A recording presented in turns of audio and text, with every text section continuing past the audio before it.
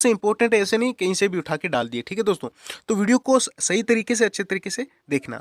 तो चलिए दोस्तों, पहला क्वेश्चन मेरे पास है कि व्यंजनों के कितने भेद होते हैं। ये क्वेश्चन कई बार आया हुआ है, ठीक है। व्यंजनों के कितने भेद होते हैं? 3 होते हैं, 4 होते हैं, या 5 होते हैं, या फिर 6 होते हैं। इनमें से आपको एक ऑप्शन चूज करना है। तो चलिए मैं इसका आपको आंसर बता देता हूँ। व्यंजनों के 5 भेद होते हैं। कितने होते हैं? 5। दोबारा आप पढ़ लेना, व्यंजनों के कितने भेद होते हैं? 5। चलिए दूसरा क्वेश्चन देखते हैं। चय व्यंजन का उच्चारण कैसे होता है? बताओ भाई, चय व्यंजन का उच्चारण है वो कैसे होता है? अघोष होता है, सोघस या होता है, या फिर मघोष या खगोश? इन चारों में से एक ऑप्शन आप चूज कर लो। तो चय व्यंजन का उच्चारण जो है वो अघोष होता है। क्या होता है? अघोष होता है दोस्तों। चलिए अगला क्वेश्चन आपको बताता हूँ कि दो या दो से अधिक व्यंजनों के प्रयोग या फिर संयोग को क्या कहते हैं? जब दो या दो से अधिक व्यंजन जुड़ते हैं तो उसे क्या कहते हैं? समूह कहते हैं, या फिर व्यंजन गुच्छ, या फिर मिलन, या संयोग? चलो दोस्तों, मैं इसका आपको आंसर बता देता हूँ। उन इनको कहते हैं व्यंजन गुच्छ। जब दो या दो से अधिक जो व्यंजन जुड़ते हैं तो उसे क्या कहते हैं? व्यंजन गुच्छ कहते हैं। आप थोड़ा सा पढ़ लेना भाई आराम से, ठीक है। चलिए आगे चौथा क्वेश्चन देखते हैं।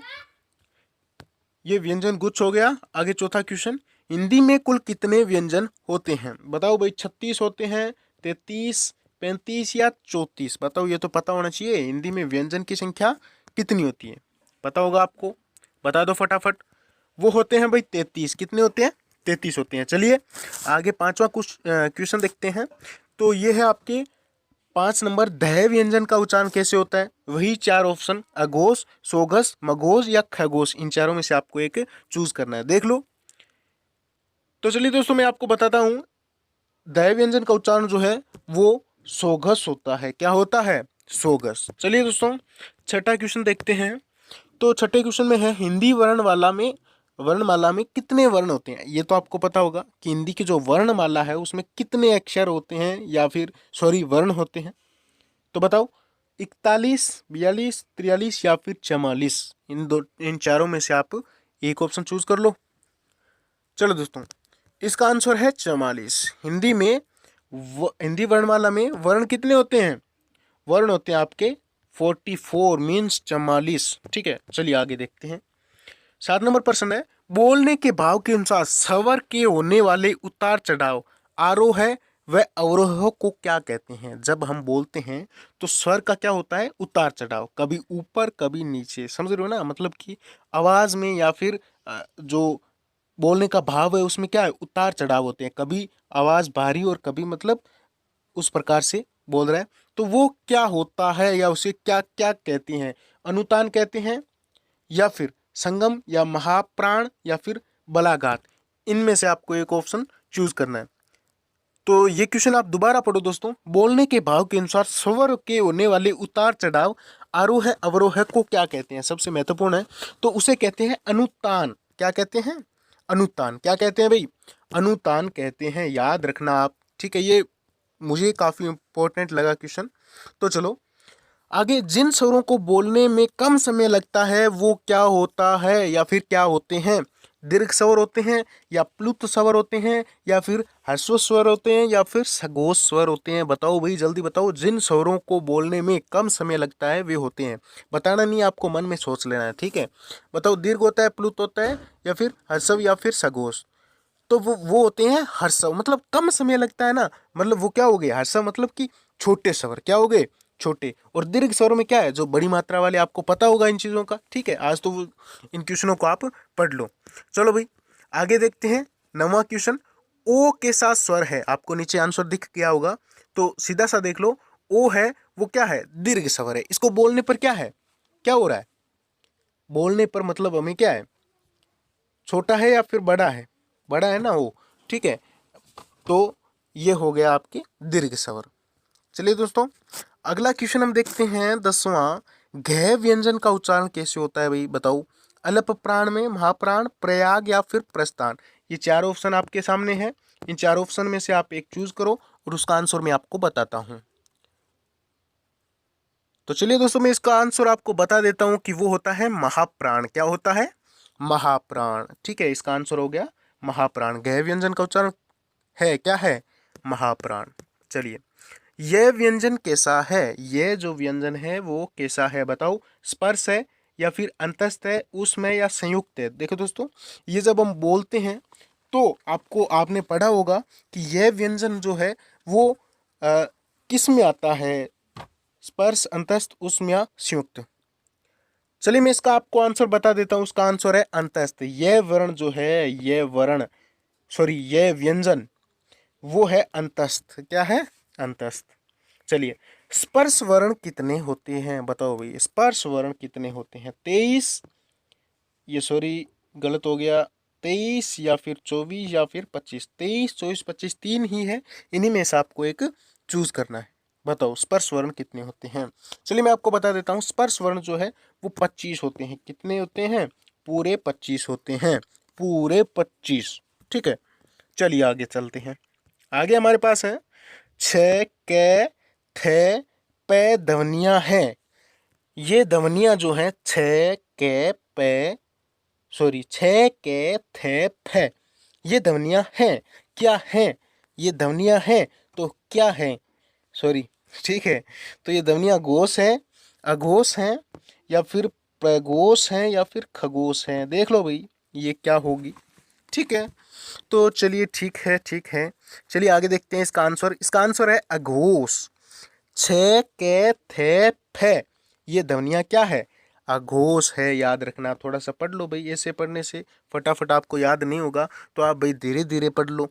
ठीक है, आगे देखो, जो व्यंजन दो या दो से अधिक व्यंजनों से मिलकर बनते हैं उन्हें क्या कहते हैं? बताओ भाई। दो व्यंजन जब जुड़ते हैं, दोबारा क्वेश्चन आ गया, क्या होता है? व्यंजन समूह है, व्यंजन गुच्छ, संयुक्त व्यंजन या वियुक्त व्यंजन। ठीक है, बताओ व्यंजन समूह होता है कहते हैं या फिर व्यंजन गुच्छ? व्यंजनों को जुड़ने को तो क्या कहते हैं? व्यंजन गुच्छ कहते हैं। लेकिन दो या दो से अधिक व्यंजन मिलकर जो बनाते हैं उसे क्या कहते हैं? चलिए मैं आपको बता देता हूँ, उसे कहते हैं संयुक्त व्यंजन। जब दो या दो से अधिक व्यंजन जुड़ जाते हैं ना, तो उसे कहते हैं संयुक्त व्यंजन। पढ़ लो भैया आप दोबारा। ठीक है, ठीक है, ठीक है। चलिए आगे चलते हैं। जिन वर्णों का उच्चारण बिना किसी अवरोध तथा बिना किसी दूसरे वर्ण की सहायता से होते हैं उन्हें क्या कहते हैं? बताओ भाई। जिन वर्णों का उच्चारण बिना किसी अवरोध मतलब बिना किसी रुकावट के दूसरे वर्ण की सहायता से होता है, रुकावट नहीं होती लेकिन सहायता दूसरे वर्ण की लेनी पड़ती है, उसे क्या कहते हैं? वर्ण कहते हैं, अक्षर कहते हैं, स्वर कहते हैं, या व्यंजन कहते हैं? क्या कहते हैं? वर्ण, अक्षर, स्वर या व्यंजन। बताओ इन चारों में से क्या होगा? जिन शब्दों का भी उच्चारण क्या है? बिना किसी अवरोध के होता है, मतलब बिना किसी रुकावट के भाई। तो चलिए इसका आंसर होगा स्वर। स्वर जो है वो बिना किसी मतलब बिना किसी रुकावट के और दूसरे वर्ण की सहायता से होता है। ठीक है, पता होगा कैसे होता है दूसरे वर्ण की सहायता से? कोई भी अक्षर उसके साथ में स्वर मिलते नहीं है क्या? ठीक है, अवरोध नहीं होता लेकिन सहायता दूसरे शब्द की लेनी पड़ेगी। जैसे कि क है, तो हमें इसमें आ जोड़ देंगे तो क्या बन जाएगा? का, मतलब एक चीज की सहायता ले रहा है ये बंदा। ठीक है, चलिए आगे। जिन वर्णों के उच्चारण में वायु का प्रवाह रुककर या घर्षण के साथ निकलता है उसे क्या कहते हैं? जिन वर्णों के उच्चारण में, मतलब वे वर्ण जिनके उच्चारण में वायु का प्रवाह जो है वो रुक कर या फिर घर्षण के साथ निकलता है, मतलब वायु जो है वो सीधी नहीं निकलती, घर्षण के साथ, मतलब घर्षण होगा उसका मुंह में, फिर वो बाहर निकलेगी। वो क्या होते हैं बताओ? वर्ण होते हैं, अक्षर होते हैं, स्वर होते हैं, व्यंजन होते हैं। बताओ भाई, आप सोच लो। जिन वर्णों के उच्चारण में वायु का प्रवाह रुक कर या फिर घर्षण के साथ निकलता है उसे क्या कहते हैं? चलो दोस्तों, इसका आंसर है व्यंजन। व्यंजन जो है वो घर्षण के साथ निकलते हैं। ठीक है, ठीक है, चलिए आगे चलते हैं। क्षय कैसा व्यंजन है? क्षय क्षत्रिय जो है वो कैसा है बताओ भाई। स्पर्श, अंतस्थ, ऊष्म या संयुक्त? चलो आप खुद बोल के देखो, क्षय बोलो कैसा है? क्षय, क्षय, क्षय क्षत्रिय, क्षत्रि बोलो, पता चल गया होगा। तो ये है संयुक्त। कैसा है? संयुक्त। ठीक है, समझ रहे हो संयुक्त कैसे है? क्योंकि इसमें क्या है, मिले हुए ना, छ प्लस के, समझ रहे हो, प्लस ए। ठीक है, तो आपको पता होगा ये होता है संयुक्त। कौन? छ। आगे, जो बिना किसी अन्य वर्ण या आधार लिए बिना नहीं बोले जा सकते वे होते हैं, मतलब बिना किसी आधार लिए नहीं बोले जा सकते, मतलब कोई ना कोई चीज़ का सहारा लेना पड़ेगा तब वो बोले जाएंगे, तो उनको कहते हैं अयोगवा। बहुत महत्वपूर्ण क्वेश्चन है, ठीक है, तो इसको पढ़ लो। जो किसी अन्य वर्ण का आधार लिए बिना बोले जाते हैं उन्हें क्या कहते हैं? अयोगवा, अयोगवा, ठीक है। चलिए आगे चलते हैं। उष्म वर्ण कितने होते हैं बताओ भाई, उष्म वर्ण कितने होते हैं? सिंपल सा क्वेश्चन है, उष्म वर्ण कितने होते हैं बताओ। उष्म वर्ण 4 होते हैं, याद रखना। आगे स्वर कितने प्रकार के होते हैं भाई बताओ। स्वर जो है वो आपको पता होगा कि 2 प्रकार के होते हैं, ठीक है। आगे चलते हैं। एक या अनेक अक्षरों के मेल से जो सार्थक इकाई बनती है वह क्या होती है? मतलब एक या अनेक अक्षरों के मेल से जो चीज बनती है उसे क्या कहते हैं भाई? शब्द कहते हैं ना। जैसे कि आपको पता होगा आज प्लस कल क्या बन जाएगा? आजकल, मतलब जो मिलकर बन रही है ना शब्दों के, ठीक है। इसमें क्या होगा? आ प्लस से प्लस के प्लस ले, आजकल मतलब मिल रहे हैं अक्षर, ठीक है, सॉरी, अक्षर मिल रहे हैं तो क्या बनता है? शब्द बनता है, आपको पता होगा, ठीक है। आगे उच्चारण करते समय 2 शब्दों के बीच विराम देने को क्या कहते हैं? जब उच्चारण कर रहे हैं और 2 शब्दों के बीच में क्या देना है? विराम देना है, तो उसे कहते हैं संगम। क्या कहते हैं? संगम कहते हैं। चलिए अगला क्वेश्चन। वह ध्वनि या ध्वनि का समूह जिसका उच्चारण एक सांस या प्रयत्न में होता है उसे क्या कहते हैं? मतलब एक सांस में हो जाता है, मतलब बीच में रुकना अटकना नहीं पड़ता है, उसे क्या कहते हैं? वर्ण, अक्षर, शब्द या वाक्य। देखो वाक्य तो नहीं बोल सकते, ठीक है, शब्द भी बड़ा हो सकता है, अक्षर भी बड़ा होता है, तो वो क्या हो गया इसका आंसर? वर्ण होगा क्या? सॉरी, अक्षर होगा, ठीक है, इसका आंसर हो गया अक्षर। अक्षर जो है, हम जैसे अक्षर क है तो इसको मतलब बिना किसी सांस लिए, मतलब एक ही तो है, इसको आराम से बोल सकते हैं क ए पे, जितने भी अक्षर है, ठीक है। चलिए आगे, क कैसा व्यंजन है? स्पर्श, अंतस्थ, उष्म या फिर आगत? ये कैसा है? स्पर्श व्यंजन है, ठीक है। क्या कैसा है? स्पर्श व्यंजन। आगे भाषा की सबसे छोटी इकाई क्या होती है? आपको पता ही होगा कि ये वर्ण होता है, ठीक है, भाषा की सबसे छोटी इकाई वर्ण होता है।